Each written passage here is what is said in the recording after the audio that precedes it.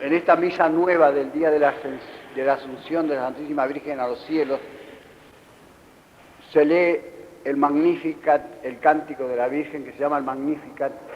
La primera palabra del cántico: engrandece o magnifica mi alma al Señor,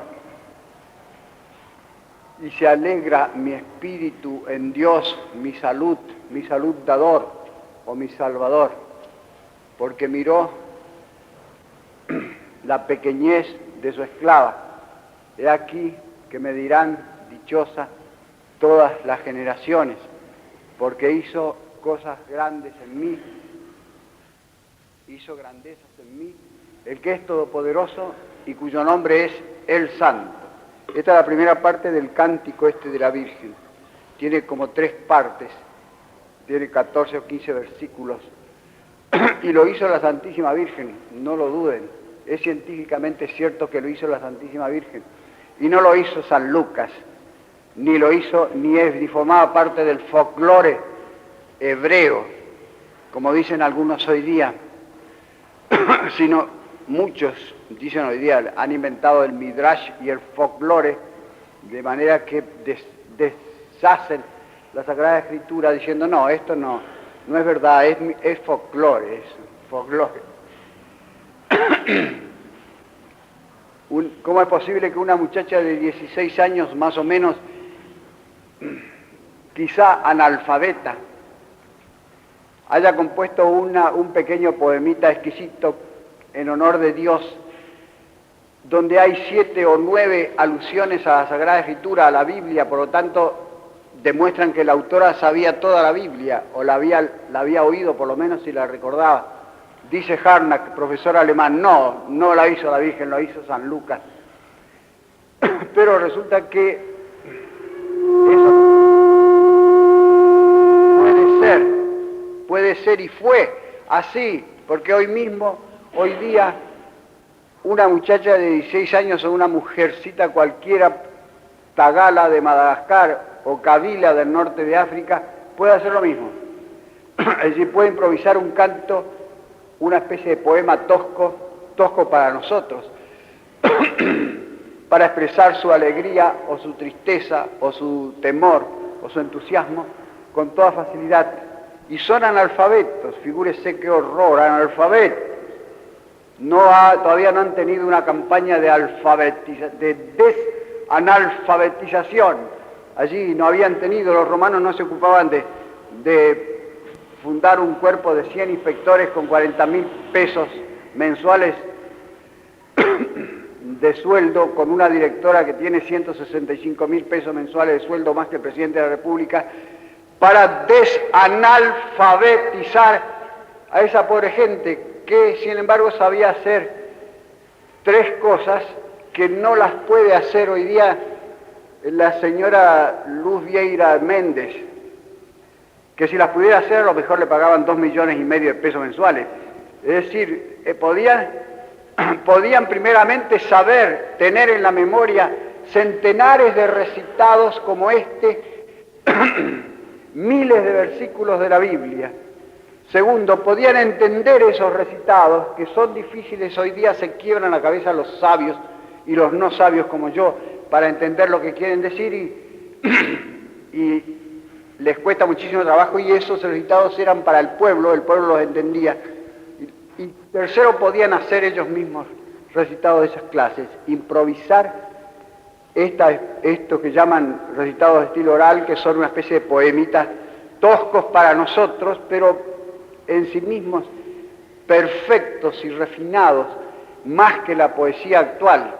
No podían mandar sonetos a la nación ni sacar premios literarios. Jesucristo no escribió ningún libro, ni mandó al concurso de la nación un soneto.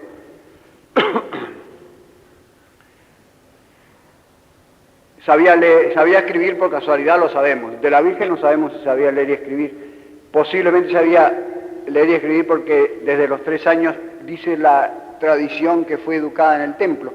Pero había muchísimos hebreos que no sabían leer y escribir y podían hacer esto mismo que hizo la Virgen en este momento. Engrandece mi alma al Señor, mi espíritu se alegra en Dios mi salud, porque miró la bajeza de su esclava. Por eso me llamarán dichosa todas las generaciones, etcétera, etcétera. Porque hizo en mí cosas grandes el que es todopoderoso y cuyo nombre es el Santo. De manera que la Virgen aquí predijo que durante todas las generaciones, o sea, ya han pasado como 60 o 70 generaciones desde que ella dijo eso, que la alabarían en todo el mundo, y la estamos alabando ahora en este momento nosotros aquí, en una iglesia levantada en honor suyo, y está cubierto el mundo de iglesias levantadas a la Santísima Virgen, a la cual la honran casi como si fuese Dios. ¿Cómo lo supo ella entonces que iba a pasar eso? ¿Cómo supo lo que iba a pasar en el curso de los siglos hasta el fin del mundo? Por todas las generaciones, dice. Dice Harnaral, no lo hizo ella, lo hizo San Lucas. Muy bien, ¿cuándo lo hizo San Lucas? Lo hizo a mediados del siglo I, es decir, a unos pocos años después de la muerte de Jesucristo. Supongamos, aunque no lo aceptemos, pero supongamos que lo hizo San Lucas, el cántico este del Magnificat. ¿Cómo supo San Lucas que durante todas las generaciones, que en el siglo XX, en una iglesia de una ciudad que todavía no existía, un Castellani, que ¿dónde estarían los Castellanis en aquel tiempo? Iba a alabar a la Santísima Virgen y la iba a llamar feliz, bienaventurada, venturosa, elegida, santa, como dice la palabra esa que usa el texto griego, que significa todas esas cosas. ¿Cómo sabía San Lucas eso? Es una profecía, es un milagro más grande que la resurrección de un muerto, dice San Agustín, porque es un milagro que podemos constatar nosotros ahora. La resurrección de los muertos la sabemos porque están en los evangelios, por testigos que lo vieron y que lo escribieron allí, pero que eso se cumplió, nosotros lo sabemos porque lo estamos cumpliendo nosotros mismos. De manera que es una profecía de la Virgen acerca de su gloria, la gloria más grande que ninguna mujer ha tenido, ni Judith, que fue como una sombra de ella, de la cual se dice más o menos las mismas cosas, que sería alabada por todos los hombres. Y ella dijo eso, esa alabanza suya humildemente, porque empezó por decir que era una esclava y que era baja, porque lo que dice, porque miró la humildad de su sierva, dicen las Biblias nuestras. La palabra humildad no significaba entonces una virtud, una gran virtud cristiana, significaba bajeza, pequeñez, ser pedestre, ser de baja extracción, como cuando nosotros decimos la gente humilde, decimos nosotros. No queremos decir que sea gente virtuosa, sino queremos decir que es gente de las capas inferiores de la sociedad, y eso significaba entre los paganos. De manera que ella empezó por humillarse y después dijo una cosa que era un hecho. El Espíritu Santo le reveló que eso iba a pasar, que hasta el fin del mundo la iban a alabar a ella de santa. Santa María, Madre de Dios, de bendita. Bendita, como le dijo Isabel, Santa Isabel, bendita tú entre las mujeres, entre todas las mujeres. Y después de eso, en la segunda parte, la Virgen predice otra cosa. Predice el cambio que iba a ser el cristianismo en el mundo, es decir, que iba a ser el Mesías, el brazo de Dios, que ella llevaba consigo entonces, en ese momento, porque dijo, hará un esfuerzo con su brazo, Dios. Dispersará a los orgullosos de sus pensamientos, dispersará los pensamientos de los orgullosos, a los potentes los bajará del trono y levantará a los pequeños, a los hambrientos los llenará de bienes y a los repletos los dejará vacíos. Es decir, el cambio que iba a traer el brazo de Dios, que así lo llama a Cristo la Sagrada Escritura, el profeta Isaías 2 veces, David una vez y muchos otros lugares le llaman el brazo de Dios, en versículos que indudablemente tratan del Mesías. Y ella dijo, porque Dios hará grandes cosas, hará un gran esfuerzo, hará cosas potentes con su brazo, es decir, por medio de su Hijo. Pero, es decir, el resumen, lo que va a hacer Dios, dijo la Virgen, es a los pobres, a los humildes, a los pequeños, a los temerosos de Dios los va a levantar, y a los orgullosos, a los soberbios, a los potentes, a los prepotentes, los va a bajar. Lo mismo más o menos que dijo más tarde San Juan Bautista: toda hondonada se levantará y toda montaña se abajará, dijo. Pero esto parece un programa comunista y además no se cumplió. Sí se cumplió. Pero si ahora los pobres están tan abajo como estaban en tiempo de los romanos y tan oprimidos como estaban en tiempo de los romanos o más, sí, ahora justamente porque el mundo ha abandonado o ha comenzado a abandonar el cristianismo, o sea, eso que cambió el mundo y produjo lo que llamó Bossuet la eminente dignidad de los pobres en la Iglesia, cuando esa eminente dignidad ya comenzaba a decaer. Pero en los tiempos de la cristiandad, los pobres se habían levantado y los ricos habían bajado bastante. Siempre habrá pobres y ricos, pero si ustedes leen el teatro clásico español, por ejemplo, porque no hay tiempo de hacer una clase de historia para mostrar cómo se transformó el mundo desde la Revolución Francesa, que surgieron todos esos monstruos paganos del capitalismo, del totalitarismo, de la prepotencia, de la explotación, de la democracia falsa.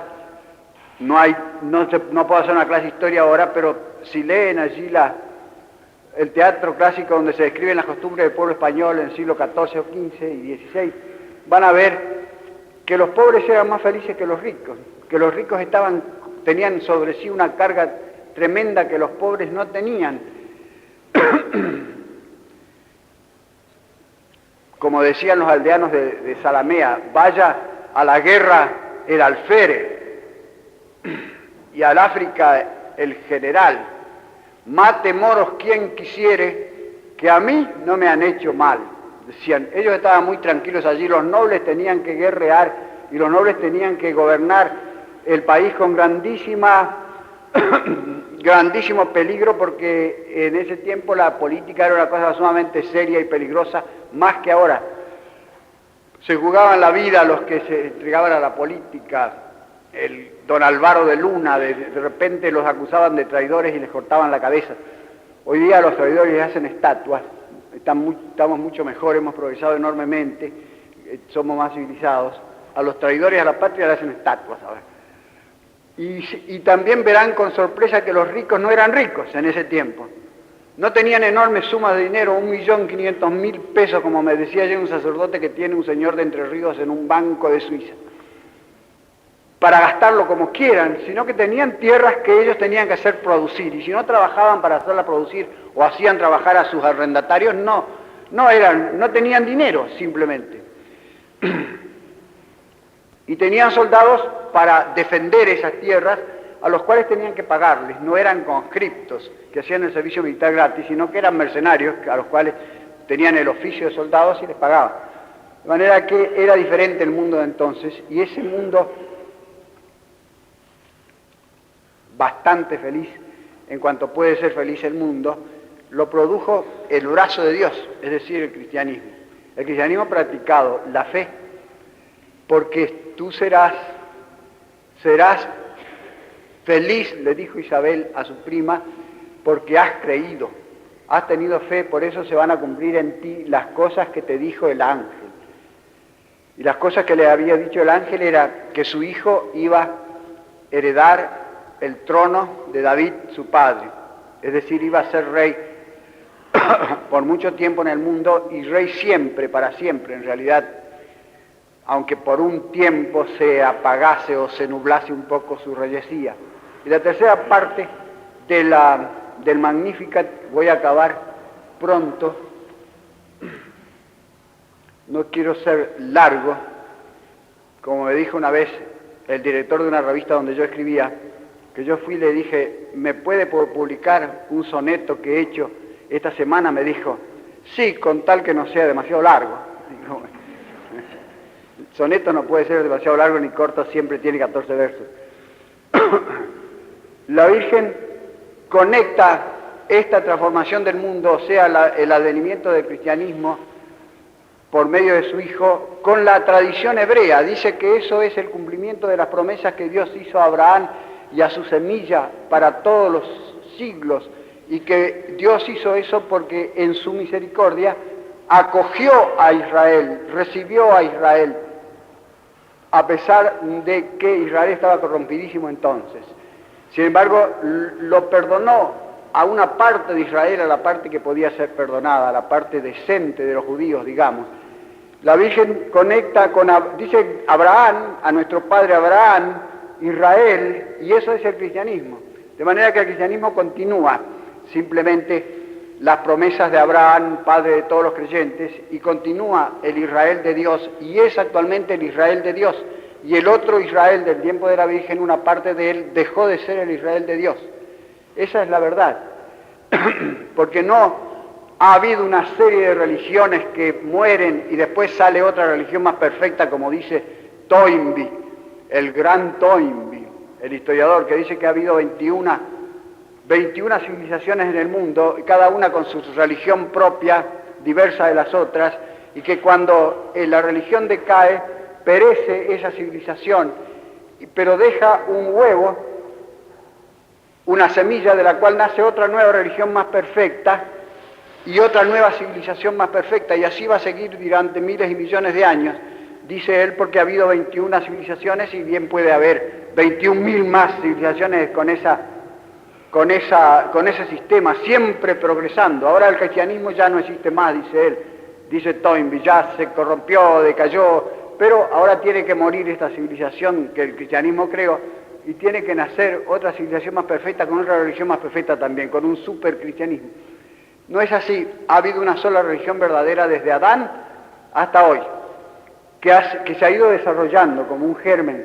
Ha habido la religión de los patriarcas y la religión de Abraham y la religión de Moisés y la religión de los profetas y la religión de Cristo hasta nuestros días. Y es la misma religión verdadera que se va desarrollando. De manera que no hagan caso cuando oigan decir, como se dice mucho hoy día, y yo me espanto de quien lo dice a veces, porque lo he oído de quien no debía oírse, que la religión judía y la religión cristiana son la misma. Dicen, o bien dicen que son dos religiones hermanas, que tienen que besarse, decía el otro día por radio un señor llamado Guillermo Martínez o Fernández Otaeta, que el macaneador más grande que yo he oído en mi vida, es una corona de todos los macaneadores del mundo, ese, que dijo que ahora ha llegado el tiempo que las religiones se abracen, no se abracen, se besen, dice, y que el principal beso de todos tiene que ser entre la iglesia y los masones. Como dice un libro que escribió un señor Tonton Nagy, un húngaro, que se llama Jesuitas y Masones, el cual está perfectamente demente ahora, como me dicen, es un demente, que fue jesuita y se hizo masón. Según ese libro, tiene que besarse la masonería de la iglesia. Y también, por supuesto, el judaísmo del cual nació la masonería, el judaísmo actual tiene que besarse con la iglesia. Por eso están haciendo una fuerza terrible los judíos para que el concilio diga que los judíos no mataron a Jesucristo, que el concilio vaticano declare que los judíos no mataron a Jesucristo. Así se puede dar el beso. Nosotros le damos el beso del perdón a los judíos, no porque no hayan matado a Jesucristo, sino porque Jesucristo en la cruz les perdonó. Dijo, perdónalos porque no saben lo que hacen. Y si Cristo, que era el principal ofendido, les perdonó, nosotros también les perdonamos. Pero para perdonar algo tiene que haber una culpa. Si no, no se puede perdonar. Por lo tanto, tienen que reconocer que mataron a Cristo. Y después los cristianos, o antes o cuando sea, les perdonamos. Pero perdón significa culpa, implica culpa. Pero si decimos que no tuvieron ninguna culpa, entonces no hay perdón ninguno. Son ellos los que nos van a besar a nosotros y van a judaizar el cristianismo como quisieran hacerlo. Pero son una religión diversa. Lo que había de bueno en la religión de Moisés entró en el cristianismo, fue asimilado por el cristianismo y continuó. Es decir, la creencia en un solo Dios, los 10 mandamientos, la creencia en la creación del mundo, en la vida futura, todas esas cosas que pertenecen a la religión eterna, entraron al cristianismo, continuaron en el cristianismo y fueron custodiadas hasta hoy por el cristianismo, en medio de una balumba, de un torbellino de herejías. Y esta religión de los judíos actuales es una herejía, es farisaica, es un fariseísmo, son los fariseos los que continuaron la religión cuando nació el cristianismo, continuaron a su manera, hicieron un nuevo libro sagrado, el cual respetan y siguen mucho más que a la Biblia, que se llama el Talmud, o el Talmud, que son comentarios a la Biblia de todos los rabinos desde antes de Jesucristo hasta ahora, que es un libro que les da a ellos la norma de conducta, tiene la liturgia y la moral, por lo tanto lo más importante. La Biblia ellos lo leen ahora como se lee una novela y creen que es una especie de novela, pero el Talmud es lo que obedecen. Y el Talmud es un libro infame, está lleno de cosas odiosas, soeces, a veces obscenas, de cosas contra los cristianos horribles, que ellos suprimen. Ahora están haciendo una edición del Talmud traducido al castellano acá en Buenos Aires, pero se guardan muy bien de poner los pasajes horribles que tiene el Talmud. Eso lo suprimen. En los Talmud que hay en la sinagoga hay una señal, hay un círculo y una cosa en blanco que significa que ahí hay un pasaje suprimido que lo saben de memoria los rabinos, pero que no están en los Talmud que se imprimen.